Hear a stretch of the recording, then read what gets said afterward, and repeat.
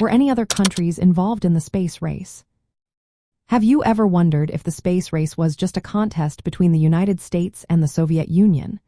While those two superpowers were the main players, the story is a bit more complex. The space race, which took place during the 1960s, was primarily a fierce competition between these two nations. They were trying to prove their technological and ideological superiority during the Cold War. The Soviet Union kicked off the race by launching the first artificial satellite, Sputnik, in 1957. This event shocked the world and pushed the United States to accelerate its own space programs.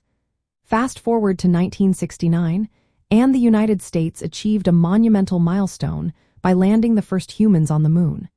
This was a significant moment not just for America, but for the entire world. Now you might be asking, were there any other countries involved in this race? The answer is no, not in the same way. The resources, technology, and political drive needed for manned spaceflight and lunar exploration were mostly held by the United States and the Soviet Union. Other nations simply did not have the same level of capability or motivation during this intense period. However, that does not mean other countries were completely absent from the scene. While they were not direct competitors, some nations began to develop their own space programs later on. For instance, countries like France and Japan started to make strides in space technology, but they did not play a significant role in the 1960s space race. Interestingly, after the intense rivalry of the 1960s, the United States and the Soviet Union began to cooperate in space exploration during the 1970s.